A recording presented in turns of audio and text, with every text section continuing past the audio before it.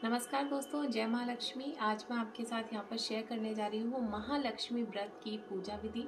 आप सबने सुना होगा कि महालक्ष्मी का व्रत 16 दिन चलता है, तो मैं उसी व्रत की, इसे हाथी पूजा भी बोलते हैं। जैसे कि आप यहाँ पर देख सकते हो, हमने हमारे गजराज को विराजमान किया हुआ है। इस तरीके से जो सभी चीज़ें होती हैं, अभी मैं इस व्रत में कैमरा फ्रंट करके दिखाऊंगी, बट उससे पहले आपके साथ बात करूंगी महालक्ष्मी व्रत के बारे में। महालक्ष्मी व्रत जो होता है 16 दिन चलता है। इसको सुहागिन स्त्रियाँ भी करती हैं, कन्याएं भी कर सकती हैं, या फिर आप मेल हैं तो आप इस व्रत को कर सकते हैं, क्योंकि माता रानी की कृपा सबके ऊपर बरसती है और महालक्ष्मी की कृपा कौन नहीं चाहता। महालक्ष्मी, माता लक्ष्मी जो है सबके जीवन में हमेशा निवास करें।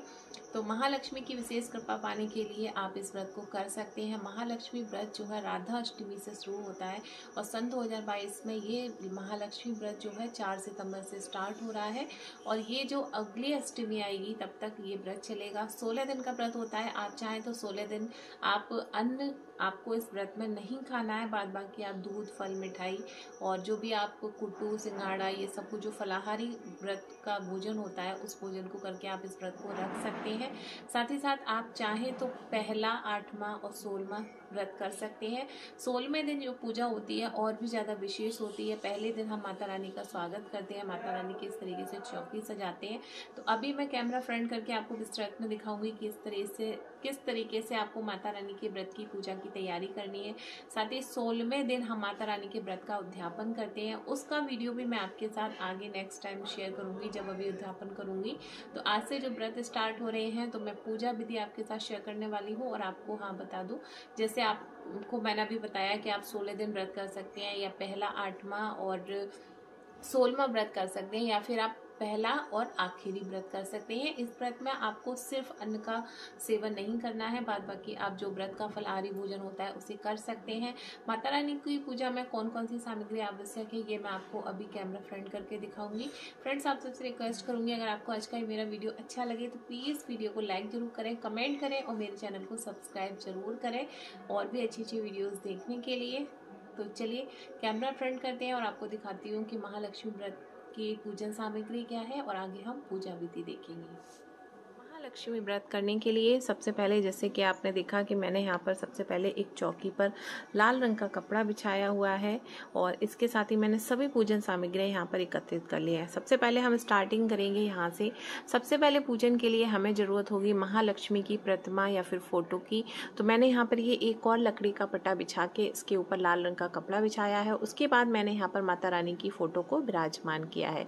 साथ ही साथ इस तरीके से हमें एक कच्ची मिट्टी का हाथी भी पूजा में रखना है। अगर आपको 2 छोटे छोटे हाथी मिल जाते हैं, इस तरीके से हाथी नहीं मिलता है, क्योंकि ज़रूरी नहीं है कि 16 दिए वाला यही हाथी आपको मिले। जैसे कि कच्ची मिट्टी का हाथी बना हुआ है, मैं आपको थोड़ा सा लाइट ठीक करके दिखाऊं। ये कच्ची मिट्टी का हाथी बना हुआ है, इस पर 16 दिए लगे हुए हैं और साथ ही इस पर माँ लक्ष्मी भी विराजमान है, साथ ही आगे सारथी भी विराजमान है। तो हम महालक्ष्मी की पूजा में 16 चीज़ों का, 16 व्रत का बहुत ज़्यादा महत्व है। ये 16 दिन माता रानी के बहुत खास होते हैं और माता रानी की ये जो पूजा है, इसमें खास करके मिट्टी के हाथी की पूजा जरूर की जाती है। आपको चाहे इतना छोटे हाथी मिले, और काफ़ी जगहों पर ऐसे हाथी होते हैं कि अब ये इस तरीके से बन के कुछ ज़्यादा मतलब अच्छी डेकोरेटिव इस तरीके से कर देते हैं, लेकिन पहले जो हाथी आते थे वो छोटे से होते थे। उनके ऊपर अगर आपको एक दिया हुआ उसकी पीठ पर लगा हुआ मिले तो आप उस हाथी को लाकर भी पूजा कर सकते हैं, या फिर ना मिले तो आप छोटे से मिट्टी के हाथी को रख सकते हैं, या फिर किसी भी तरीके का पीतल का आपको हाथी मिल जाए तो वो आप महालक्ष्मी की पूजा में रख लें, क्योंकि बहुत शहरों में इस तरीके की हर चीज़ उपलब्ध नहीं हो पाती है। वैसे तो आजकल हर जगह मिल जाती है, चाहे कितना भी बड़ा शहर हो, क्योंकि पूजा का जो महत्व है, आजकल पूजा हर कोई करता है। तो आप इस तरीके से गजराज को विराजमान कर लें। इसके बाद मैंने यहाँ पर कलश स्थापित किया है। तो कलश कैसे यहाँ पर मैंने ये विराजमान किया है, कैसे स्थापित किया है, ये मैं आपको अभी कैमरे में आगे दिखाऊंगी कि कलश में क्या क्या रखना है। साथ ही मैंने यहाँ पर पान के पत्ते लगाए हैं, उसके ऊपर से मैंने एक ही हरा नारियल रखा है और नीचे मैंने अष्टदल कमल बना के उसके बाद ही कलश को स्थापित किया है। साथ ही सुपाड़ी में गौरी गणेश हैं। गौरी गणेश के रूप में स्थापित किया है। साथ ही माता रानी के भोग के लिए यहाँ पर सफ़ेद बर्फ़ी का प्रयोग किया है। 5 तरीके की मेवा है, साथ ही ये मैंने फल लिए हैं। और इसके बाद हमें चाहिए धूप बत्ती, दीपक, एंड इसके साथ हमने लिया है यहाँ पर पूजा की फूल मालाएं हैं, कमलगट्टी की माला है, जनेऊ है, का पत्ता है। साथ ही यहाँ पर ये माता रानी की पूजा में इस तरीके से 16 गांठ का धागा इस्तेमाल किया जाता है। तो ये अभी महालक्ष्मी पूजा के लिए विशेष 16 धागे का बना मिलता है, तो इसमें हम गांठ लगाएंगे। अभी इसमें हमने गांठें नहीं लगाई हैं। माता रानी के व्रत शुरू करने से पहले संकल्प के साथ इस धागे का प्रयोग किया जाता है। साथ ही हमने यहाँ पर दक्षिणा, सुपारी एंड ये हमने यहाँ पर लौंग रखी हुई है। साथ ही हमने यहाँ पर ये महालक्ष्मी व्रत की किताब है, इसे आप किसी भी पूजा की शॉप से आसानी से खरीद सकते हैं। तो ये थी महालक्ष्मी व्रत की पूजन सामग्री। साथ ही हमने यहाँ पर जल रखा है और यहाँ पर रखा है हमने रोली और चावल, क्योंकि इसमें थोड़ी जगह नहीं थी तो मैंने अलग से रख लिया है। तो इस तरीके से आप यहाँ पर माता रानी की चौकी तैयार करें और इसके बाद पूजन स्टार्ट करें। तो सबसे पहले तो मैं आपको यहाँ पर दिखाऊंगी कि कलश हमें कैसे तैयार करना है। साथ ही साथ जब आप महालक्ष्मी व्रत की पूजा कर रहे हो तो थोड़ा सा अपने मंदिर को या माता रानी की चौकी को डेकोरेट कर सकते हैं। जैसे कि मैंने यहाँ पर 2 फूल की लड़ियाँ लेके बीच में ये घंटी वाला पीस लेके लगा के माता रानी की चौकी को विराजमान किया है। तो चलिए पूजन स्टार्ट कर लेते हैं। महालक्ष्मी पूजन स्टार्ट करने से पहले हम माता रानी की चौकी तैयार कर लेंगे, साथ ही हम पूजन की थाली तैयार करेंगे, साथ ही हम तैयार करेंगे पूजा के लिए कलश। तो मैं यहाँ पर थाली लगाती जा रही हूँ, साथ के साथ ये भोग प्रसाद है, ये मैं राधा अष्टमी है आज, तो राधा जी का भोग लगाने के लिए अलग रख रही हूँ। और साथ ही हमने यहाँ पर ले ली है एक प्लेट, तो मैं इसमें बना रही हूँ अष्टदल कमल। अगर आप जमीन पर चौकी रख रहे हैं तो आप इस अष्टदल कमल को जमीन पर बना सकते हैं, लेकिन चौकी पर कपड़ा बिछा होता है तो आप इस तरीके से एक प्लेट में भी अष्टदल कमल बनाकर उसके बाद इस पर कलश स्थापित कर सकते हैं। अष्टदल कमल बन गया है, तो अब हम यहाँ पर इसके सेंटर में थोड़े से चावल के दाने डालेंगे, क्योंकि कभी भी कलश खाली नहीं रखा जाता है। तो इस तरीके से चावल के दाने डाल के मैंने यहाँ पर एक ये पीतल का कलश लिया है। साथ ही हम इसमें पहले डालेंगे थोड़ा सा गंगा जल और इसके बाद हम शुद्ध जल लेकर इस कलश को ऊपर तक भर लेंगे। कलश आप चाहें तो मिट्टी का भी ले सकते हैं, या फिर आप जो भी घर में इस्तेमाल करते हैं तांबे का कलश यूज़ कर सकते हैं। तो मैंने यहाँ पर ये पीतल का लिया है, तो मैंने इसमें जल भर दिया है। इसके साथ हम इसमें एक सिक्का और एक सुपारी डाल देंगे।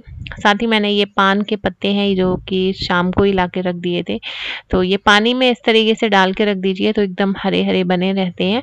तो पान के 5 पत्ते लेकर मैं यहाँ पर कलश में इस तरीके से लगा लूँगी, जैसे कि कोई कमल का फूल होता है, बस उसी तरीके से लगा दीजिए। तो मैंने यहाँ पर ये 5 पत्ते इस तरीके से लगा दिए और इसके बाद हम इसके ऊपर एक कटोरी रखेंगे और कटोरी इस तरीके से लीजिए कि हम उसके ऊपर से एक नारियल भी रखेंगे, तो नारियल जो है इधर उधर गिरे ना।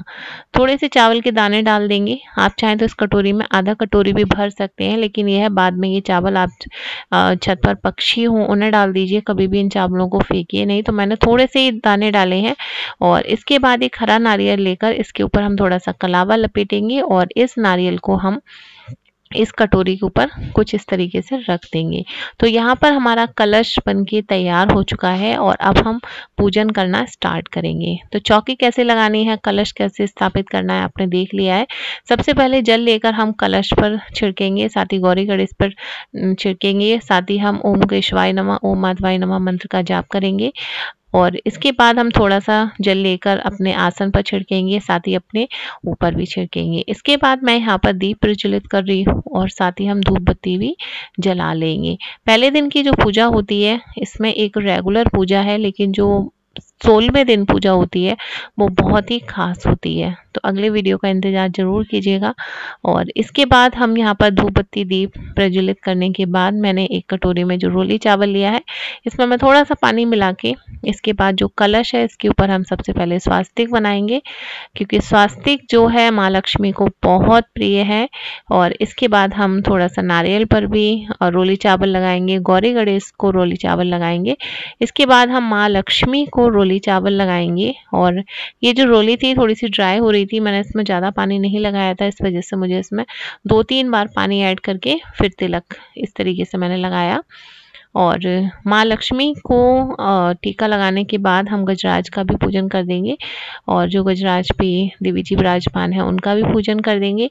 और गजराज के जो दीप हैं वो हम अभी प्रज्वलित नहीं करेंगे, वो 16वें दिन पूजा होती है, तो अभी हम सिर्फ इतना ही पूजन करेंगे। और इसके बाद अभी यहाँ पर हम फूल माला लेके कलश पर चढ़ाएंगे। इसके बाद माँ लक्ष्मी को माला अर्पण करेंगे और इसके साथ ही हम गजराज को भी एक माला अर्पण करेंगे। तो ये मालाएं बहुत बड़ी थी, इनको मैंने थोड़ा छोटा कर दिया, बट अभी ये ज़्यादा ही छोटी हो गई है, लेकिन मैं इस तरीके से चढ़ा दे रही हूँ। साथ ही और जो फूल हैं वो हम इस तरीके से चढ़ा देंगे। गौरी गणेश को फूल चढ़ाएंगे। साथ ही जो हमने यहाँ पर ये मैंने एक कमल गट्टी की भी माला है मेरे पास, तो मैं ये चढ़ा दूंगी माँ लक्ष्मी को, क्योंकि माँ लक्ष्मी को कमल गट्टा बहुत प्रिय है। माँ लक्ष्मी को जो चीज़ें बहुत पसंद है, इन 16 दिन में आप माँ लक्ष्मी को प्रसन्न करने के लिए माता को अर्पण कर सकते हैं। इसके बाद हम यहाँ पर माँ लक्ष्मी की मैंने किताब पहले से निकाल के रखी हुई है। इसके बाद हम भोग प्रसाद अर्पण करेंगे। तो हम यहाँ पर कलश पे जो नैवेद्य है वो चढ़ाएंगे। साथ ही गौरी गणेश को अर्पण करेंगे और माँ लक्ष्मी को गजराज को अर्पण करेंगे, मेवा का भोग लगाएंगे। तो ये जो कटोरियां हैं इनको मैं नीचे रख रही हूँ क्योंकि यहाँ पर पूजा में एक कमी रह गई है। फल अर्पण करेंगे और इसके बाद मैंने यहाँ पर एक ये पान रख दिया है। वो कमी क्या है मैं आपको अभी बताती हूँ, क्योंकि मैं भूल गई थी, तो फिर मैंने बाद में आवाज़ लगा के बोला कि मुझे यहाँ पर दे दो। इसके बाद हम कलश पे एक जनेऊ भी चढ़ा देंगे। साथ ही द्रव्य दक्षिणा चढ़ा दीजिए कलश पे माता रानी को और गजराज के पास। और इसके बाद अभी हम आगे पूजन करेंगे, लेकिन मैं यहाँ पर थोड़ा सा इंतज़ार में थी कि जो चीज़ भूल गई हूँ, तो ये है हमारा शंख। तो हम यहाँ पर ये शंख, मम्मी ने वैसे मुझे धुल के ही दिया था, बट मैंने इसमें थोड़ा सा पानी डाल के इसको रख दिया है साफ करके इस तरीके से। तो हम यहाँ पर शंख की भी पूजा करेंगे। माँ लक्ष्मी को जो है शंख बहुत प्रिय है, तो पान के पत्ते के ऊपर इस तरीके से मैंने शंख स्थापित कर दिया है। साथ ही मैंने यहाँ पर ये हाथ में एक सुपारी, एक इलायची और 2 लौंग लेके इस तरीके से पान के पत्ते पे रख के हम माता रानी को अर्पण करेंगे। तो मैंने ये यहाँ पर इस तरीके से, मैं ऐसे ही रखना चाह रही थी लेकिन जगह नहीं है, तो मैं यहाँ पर इसे पान का जैसे बीड़ा बनता है बस उसी तरीके से बना देंगे। तो हम इसे फोल्ड करके और इसमें जो एक लौंग हमने जोड़ा रखा है वो हम बाहर निकाल के ऊपर से इस तरीके से प्रेस कर देंगे, जिससे कि ये पान का बीड़ा बन के तैयार हो जाएगा। तो माता रानी को हमने पान अर्पण कर दिया है। और इसके बाद ये 16 सूत का जो धागा, पहले हम धूप बत्ती और दीप जो है कलश को, माता रानी को और गजराज को सबको दिखाएंगे। और इसके बाद जो अभी पूजन हमारा हो चुका है, तो अब यहाँ पर हमारे पास है ये धागा जो कि माँ लक्ष्मी पूजा में प्रयोग किया जाता है। तो हम सबसे पहले माँ लक्ष्मी को अर्पण करेंगे और इसके बाद हम इस धागे में 16 गांठें लगाएंगे माँ लक्ष्मी मंत्र का जाप करते हुए, या फिर आप चाहें तो हर गांठ का पूजन करते हुए माँ लक्ष्मी मंत्र का जाप कीजिए। उसके बाद आगे गांठ जैसे लगाते जाइए, लेकिन पूजन करने के बाद जब आप कथा पढ़ेंगे उससे पहले आपको ये जो धागा है इसमें 16 गांठ लगा के अपने हाथ में बांध लेना है। आप कई धागे इस तरीके से तैयार कर सकते हैं। ये माँ लक्ष्मी का एक व्रत का संकल्प है कि आप माँ लक्ष्मी की अगले 16 दिन के लिए आप इस तरीके से पूजन करने का अनुष्ठान कर रहे हैं। तो मैंने यहाँ पर ये 16 गांठ लगाई हैं, बट मैं यहाँ पर इसको काउंट कर रही थी कि कुछ शायद कमी रह गई है, तो अच्छे से चेक कर लीजिए कि आपने 16 गांठें इसमें लगा दी हैं। और साथ ही माँ लक्ष्मी से प्रार्थना कीजिए कि आप उनके 16 दिन का माँ लक्ष्मी का व्रत कर रहे हैं, पूजन कर रहे हैं। माँ लक्ष्मी आपके ऊपर कृपा करें, आपका व्रत करने में सफल करें और आपके व्रत को स्वीकार करें, जो भी भूल चूक हो उसे क्षमा करें। इसके बाद मैंने ये अपनी कलाई पे इस तरीके से लपेट लिया है। औरतों को बाईं कलाई में लगाना है धागा अपने हाथ में, और जो आदमी है उनको सबको सीधे हाथ में बांधना है।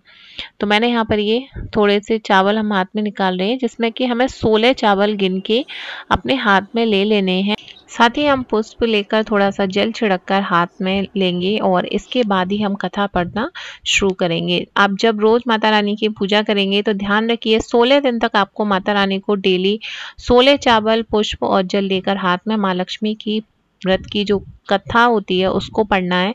साथ ही ये जो किताब है ये आपको किसी भी पूजा की शॉप से आसानी से मिल जाएगी। साथ ही इसमें पूजा की विधि, पूजन सामग्री सभी कुछ यहाँ पर मेंशन है, लेकिन मैंने आपको पूजन विधि सब कुछ आपको करके दिखा दिया है। उम्मीद करती हूँ आप सबको अच्छी लगेगी। तो यहाँ पर अभी मैं कथा पढ़ना स्टार्ट कर रही हूँ। तो इसमें महालक्ष्मी व्रत कथा जो है 2 हैं, एक पहली वाली काफ़ी बड़ी है।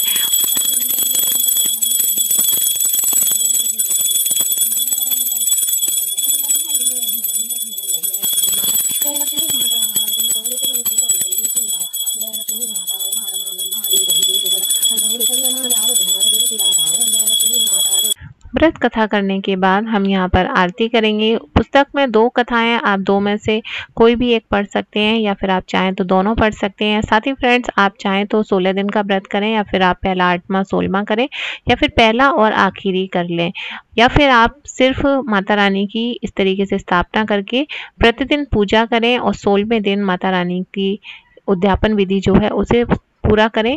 इस तरीके से आप माँ लक्ष्मी को प्रसन्न कर सकते हैं, अपने जीवन में माँ लक्ष्मी की कृपा पा सकते हैं। उम्मीद करती हूँ आपको आज की ये जानकारी बहुत पसंद आई होगी। तो अभी यहाँ पर पूजन हो गया है माता रानी की, हम इस तरीके से जल अर्पण करेंगे। साथ ही हम यहाँ पर माता रानी से, गजराज से, गौरी गणेश से, कलश से सभी को शाश्वत प्रणाम करेंगे। साथ ही माता रानी से आशीर्वाद लेंगे। इस तरीके से पूर्ण होती है महालक्ष्मी व्रत की पहले दिन की पूजन विधि। इस तरीके से आप 15 दिन तक पूजा करें और 16वें दिन माता रानी की पूजन का विधान इसी तरीके से रहेगा, लेकिन माता रानी का जो भोग प्रसाद होता है वो थोड़ा सा बदल जाएगा। तो वो मैं आपको आगे एक वीडियो और शेयर करूंगी। जब माता रानी का जो उद्यापन विधि का दिन होता है उसी दिन मैं आपके साथ महालक्ष्मी व्रत का उद्यापन विधि भी शेयर करूंगी। तो आप इस वीडियो को, कैसा लगा आपको ये वीडियो, मेरे साथ जरूर शेयर करना। एक बार माँ लक्ष्मी कमेंट बॉक्स में टाइप जरूर कीजिएगा और वीडियो को लाइक जरूर कीजिएगा। अगर आपने अभी तक मेरे चैनल को सब्सक्राइब नहीं किया है तो जरूर करें। माँ लक्ष्मी की कृपा सदैव आपके परिवार पर बरसती रहे। आपके जीवन में माता रानी की कृपा से ढेरों खुशियां रहें, आपका जीवन मंगलमय हो। तो इसी आशा के साथ मैं इस वीडियो को एंड करूंगी और मिलेंगे हम आपसे नेक्स्ट वीडियो में। तब तक के लिए जय माता दी, जय माँ लक्ष्मी।